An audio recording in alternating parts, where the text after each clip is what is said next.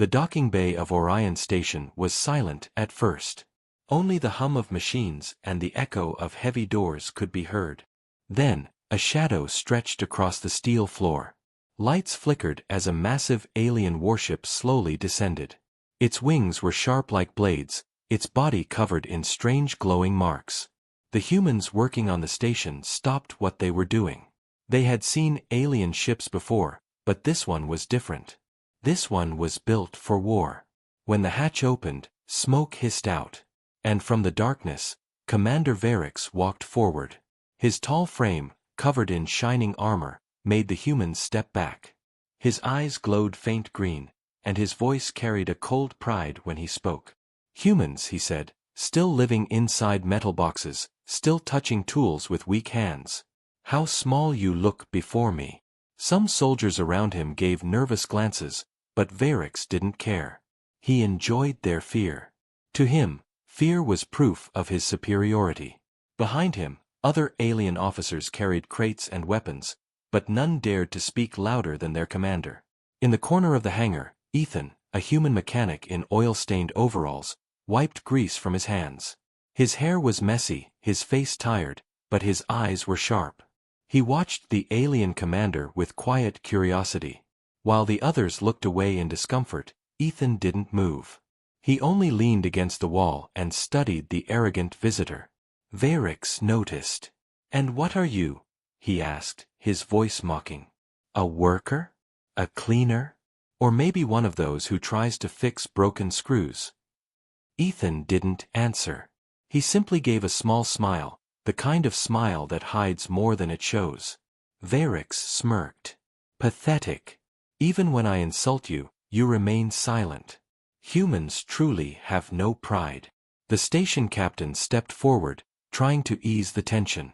"Commander Varix, welcome. This station will provide maintenance and supplies for your fleet during your stay." "Maintenance?" Varix laughed, the sound echoing through the chamber. "Do you mean your humans will touch my ship? With those clumsy hands? Don't make me laugh. My fightercraft is more advanced than your entire station. If I allow one of you to touch it, you will break more than you fix." The captain stayed calm, but his fists clenched. Ethan still leaned on the wall, his smile never fading. Varix turned back to his soldiers, waving dismissively at the humans. "Keep them away from my ship. These creatures can barely repair their own machines, let alone mine."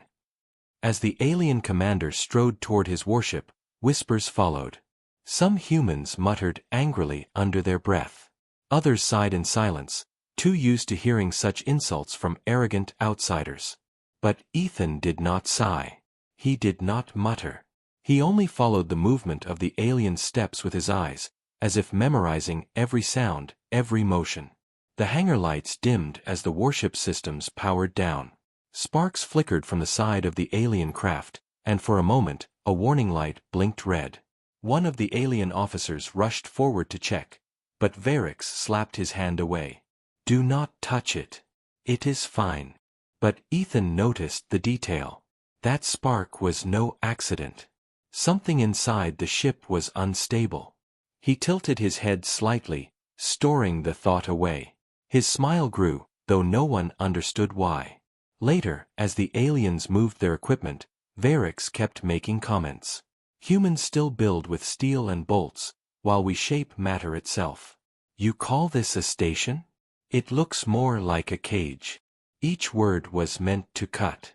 And each time, the human's silence fed his arrogance. But in the silence, a tension was building. Because silence is not always weakness. Sometimes silence is only patience. Ethan finally walked past the alien commander. He didn't bow. He didn't flinch. He simply carried his toolbox across the hangar floor. Varix stopped and looked at him again. "You, mechanic. Do you believe you can repair machines built by gods?" Ethan paused, looked at the towering alien, and said only one word. "Maybe." The word was soft, but it echoed louder than any insult. Varix narrowed his glowing eyes. For the first time, he felt something strange, a small sting in his pride. He expected fear. He expected obedience. But he received only calm confidence. The mechanic walked away, leaving the commander frowning in silence. That smile, that one word, it stayed in Varrix's mind longer than he wished. Something about it bothered him, though he couldn't explain why. The narrator's voice cuts in. On that day, the alien commander believed he had crushed human pride. But in truth, he had only planted the first seed. A seed that would soon grow into his greatest humiliation. The hangar closed behind them, but the story was only beginning. The arrogant alien had laughed at a mechanic's silence.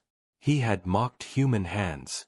But he did not yet understand that those same hands could change the fate of his ship, his pride, and maybe even his life. The next day, the station crew gathered in the hangar again. Commander Varrix stood tall beside his fighter craft, his green eyes glowing with pride. He wanted to show off the power of his ship. The humans watched from a safe distance, curious but also cautious. They knew how unpredictable alien technology could be. Varrix entered the cockpit and the engines roared to life. The floor vibrated beneath everyone's feet as the ship lifted a little from the ground. Sparks of blue energy shot out from the thrusters, filling the hangar with light. The alien officers clapped their claws against their armor, chanting their commander's name. "Look well, humans," Varrix shouted over the noise. "This is the sound of true power. This is technology your kind will never understand." The humans stayed quiet. The captain gave a polite nod, but Ethan, standing in the back with his toolbox, only raised an eyebrow. He had noticed something strange again. The hum of the engine wasn't steady. It trembled, almost like a heartbeat skipping a beat. He didn't say a word, but he filed it in his mind. Suddenly, with a loud crack, the ship shook violently. Warning lights flashed red all over the alien control panels. Smoke hissed from one of the side vents. The fighter dropped back to the ground with a heavy thud. Gasps echoed across the hangar. The alien officers rushed forward, but Varrix barked at them. "Stay back! No one touches it!" His voice carried both anger and embarrassment. He had just bragged about perfection, and now his ship sat broken in front of humans. One of the human engineers whispered, "Looks like perfection has holes." Another chuckled under his breath. Varrix's face hardened. "Silence!" He turned sharply toward Ethan, who was still calm, still watching. "You, mechanic, do you find this amusing?" Ethan shrugged. "Not amusing. Just interesting." "Interesting," Varrix mocked. "You think you understand what you just saw? This ship runs on systems beyond your imagination. Stay out of this." The captain stepped forward carefully. "Commander, if you allow, our mechanics might be able to assist. The damage looks serious." Varrix laughed coldly. "Assist? With what? A wrench? A hammer? Your kind fixes metal doors, not living engines. Stay away." But even as he spoke, smoke continued to rise from the vents. The ship systems were failing faster than he expected. The alien officers exchanged worried looks. One whispered something about overheating cores. Ethan set down his toolbox with a small thump. "If no one tries, it won't fly again," he said quietly. Everyone turned. The hangar grew silent. The alien commander glared at him, eyes glowing brighter. "You dare?" Ethan didn't flinch. "Let me look." For a long moment, the alien said nothing. His pride screamed to refuse. But deep inside, he knew the truth. If the ship stayed broken in front of humans, his reputation would shatter. He needed it fixed, and fast. With a growl, he stepped aside. "Fine. Touch it. But if you break it, your captain will bury you in this hangar." Ethan gave no reply. He walked forward slowly, calmly, as if he had all the time in the world. His boots echoed on the steel floor. The alien officers watched him with narrowed eyes. Some whispered that this human was foolish. Others whispered that he was brave. Ethan climbed up, slid into the side maintenance panel, and began to work. His hands moved with surprising ease, twisting wires, checking circuits, pulling tools one after another. The humans watched, but the aliens stared even harder. They expected him to fail. They expected sparks and explosions. Instead, the ship made a soft hum. A hum steadier than before. Ethan tightened one last bolt, wiped his hands on his uniform, and closed the panel. "Try it now," he said simply. Varix narrowed his eyes but stepped into the cockpit. He pressed the controls. For a second, nothing happened. Then, with a roar smoother than before, the engines came alive. The humming was steady, the glow brighter. The entire hangar filled with energy that felt sharper, stronger. Gasps filled the air again, this time louder. The alien officers looked at one another, confused. The humans broke into smiles. Varix froze. His pride twisted like a knife inside him. He had mocked this human, but the man had done what his own officers couldn't. His fighter now ran better than before, because of human hands. Ethan climbed down slowly. He didn't boast, didn't brag. He only wiped his hands and said one word: fixed. The simplicity of it cut deeper than any insult. The hangar grew tense again. The humans looked proud, the aliens uneasy. Varix's jaw tightened. He stepped down from the cockpit, towering over Ethan. "You think this makes you great? You touched wires you don't understand. Do not mistake luck for skill." But inside, his thoughts were darker. How did he do that? How did a human fix what even I feared to touch? The narrator's voice cuts in. The first crack had appeared. Arrogance had met silence, and silence had struck back. But the war between pride and patience had only begun. Commander Varix could not sleep that night. Inside his quarters on Orion Station, the hum of alien machinery filled the silence, but his mind kept replaying one moment, the human mechanic's calm face, the way he said "fixed" like it was nothing. He clenched his fists. It should not be possible. Humans are clumsy, slow, weak. They cannot understand what we build. Yet the truth stood against his pride. His fighter ship was running smoother than ever, and it was because of a human. The more he thought, the heavier his anger grew. But deep inside the anger was something worse. Fear. The next day, he returned to the hangar. He didn't announce himself. Instead, he stood in the shadows, watching. There was Ethan, the mechanic, once again with his toolbox. But this time, he wasn't fixing his own station's machines. He was working on another alien officer's equipment. Varix narrowed his glowing eyes. The officer had complained that his plasma rifle was unstable. Ethan took it apart piece by piece, moving with quiet confidence. His hands were steady, his mind focused. Within minutes, the weapon hummed back to life, more stable than before. The alien officer tested it and stepped back in shock. "Better, stronger," the officer whispered. Ethan gave his usual reply. "Fixed." The other humans clapped him on the back. Even the officer gave him a small nod of respect. But Varix's chest tightened. He stepped back into the shadows, anger twisting inside him. How can this be? This human touches our weapons as if he has known them his whole life. This is not skill. This is danger. All day he watched. Every alien tool, every small machine Ethan touched, it became sharper, faster, more reliable. It was as if the human understood alien systems better than the aliens themselves.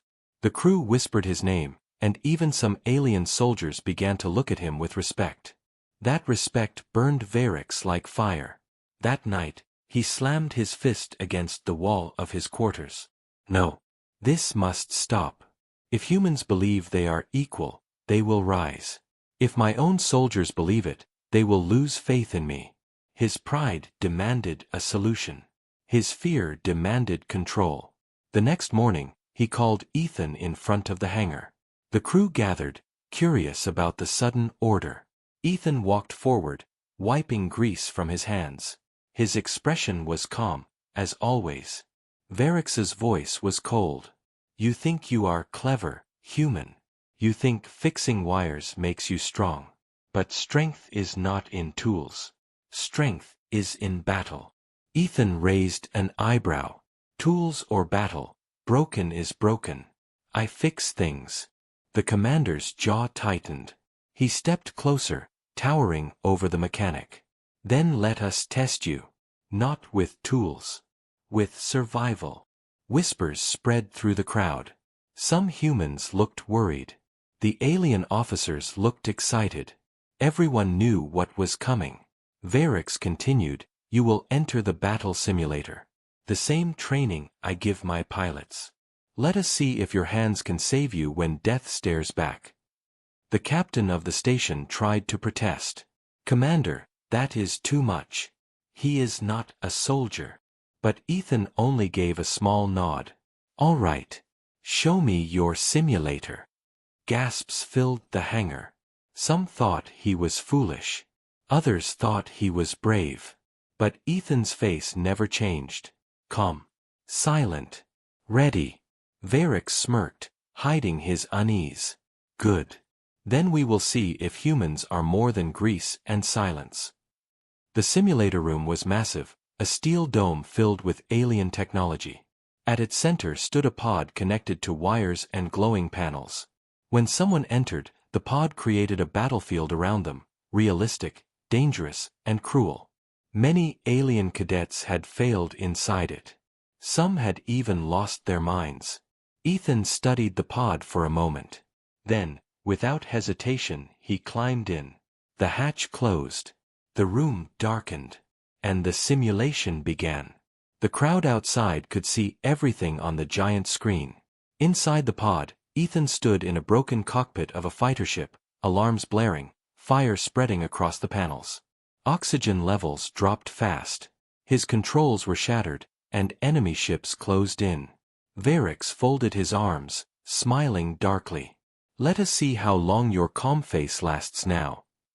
Inside the simulation, Ethan moved with focus. He didn't panic. He examined the broken panels, pulled wires, connected circuits. His hands moved as if he had done this 1,000 times. The alarms quieted. The oxygen level slowed its drop. The ship's power flickered back to life. The crowd leaned forward, their eyes wide. Some whispered, "He's doing it, he's really doing it." Varex's smile weakened. His glowing eyes narrowed. He increased the difficulty secretly from his control panel. Enemy ships doubled, weapons stronger, systems collapsing faster. Inside, Ethan's face tightened for the first time. But he didn't give up. He ripped out a broken cable, twisted it into a new circuit, and slammed it into place. The ship roared with energy.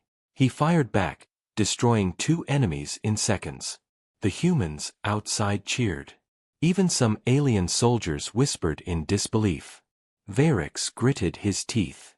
No, he should be failing. He should be afraid. Why is he still standing? The narrator's voice cuts in. Fear had moved from the human to the alien. Suspicion was no longer enough. The commander now understood, this was not just a mechanic. This was a rival. And rivals must be destroyed. The simulation wasn't over. And neither was the war between arrogance and patience. The simulator raged on. Inside, Ethan's ship shook under heavy fire. Explosions lit up the dark screen, and every alarm screamed at once. The crowd outside the pod leaned forward, their hearts racing. Some humans whispered prayers. Even alien soldiers held their breath. But Ethan's hands were steady. His eyes scanned the broken controls, and he moved with calm precision. Where others saw chaos, he saw patterns. Where others panicked, he worked. He ripped open the side panel, twisted 2 sparking wires, and suddenly the ship's shield flickered back to life. The audience gasped. The mechanic was surviving. Commander Varex's jaw tightened. From his control station, he pressed more commands, raising the difficulty again. The oxygen dropped faster.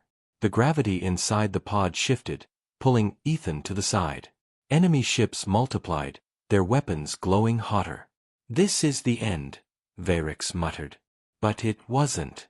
Inside the simulation, Ethan gritted his teeth and adapted. He used gravity to slide himself across the cockpit, grabbing a broken lever. He jammed it into a loose port and forced power back through the circuits. The ship roared like a beast waking from death. With a calm breath, Ethan pulled the trigger. Energy blasts cut across the void. 1, 2, 3 enemy ships exploded into fragments. The humans outside cheered loudly. Even the aliens couldn't hide their shock. "He's not a soldier," one whispered. "But he fights like one." Varix's pride burned hotter. He slammed his clawed hand on the controls, activating the final stage of the simulator. This stage was meant for elite pilots only, a trial so brutal that even veterans rarely survived. Inside, Ethan's ship began to fall apart. Fire consumed the cockpit. Warning signs flashed everywhere. Core meltdown imminent. A countdown appeared on the screen, 30 seconds to destruction. The crowd gasped. Some shouted for the test to stop. But Varix only smiled with cruel satisfaction. "Let us see if your silence can save you now, human." Inside, Ethan coughed as smoke filled the cockpit. Sweat ran down his forehead. But his eyes never wavered. He dropped to the floor, searching the broken panels. His fingers found a cable still glowing faint blue. With one quick move, he tore it free. Sparks burned his hands, but he didn't stop. He connected the cable into the meltdown panel. The ship screamed, systems fighting against themselves. The countdown ticked, 10, 9, 8. Then suddenly, silence. The alarms died. The smoke cleared. The ship's systems stabilized. The core meltdown stopped at 1 second. The hangar outside erupted in shock. Humans shouted, cheering, some even jumping with joy. Alien officers looked at one another in disbelief. And then came the final blow. The simulator, overloaded by Ethan's rewiring, glitched. Its systems looped back and redirected energy. Instead of Ethan's ship failing, the control chair of the commander sparked violently. Varix shouted as his own console ejected him backward, throwing him across the floor in front of the entire crowd. His armor clanged against the steel. The mighty alien commander lay sprawled on the ground while the human mechanic calmly stepped out of the simulator pod. Silence filled the room. Ethan wiped the sweat and soot from his face. His shirt was torn, his hands blackened with burns, but his expression was calm, almost amused. He glanced at Varix lying on the floor, then simply said, "Fixed." The humans laughed and cheered louder than ever. Even some aliens smirked, unable to hide their respect. Varix pushed himself up, his face twisted with rage and humiliation. He wanted to shout, to crush the human with words, but no sound came. The weight of his defeat choked him. The narrator's voice rose. Arrogance had built a throne for the alien commander. But his own arrogance had set fire to that throne. In mocking human hands, he had armed them. In testing human patience, he had destroyed himself. Ethan didn't gloat. He didn't mock. He only picked up his toolbox and walked away. His silence spoke louder than 1,000 victories. The humans of Orion Station would never forget the day one mechanic humbled a commander. And the aliens would never forget the lesson carved into their pride. Respect is not born from strength. It is born from humility. And that day, Commander Varix learned the truth too late. Never mock a human mechanic.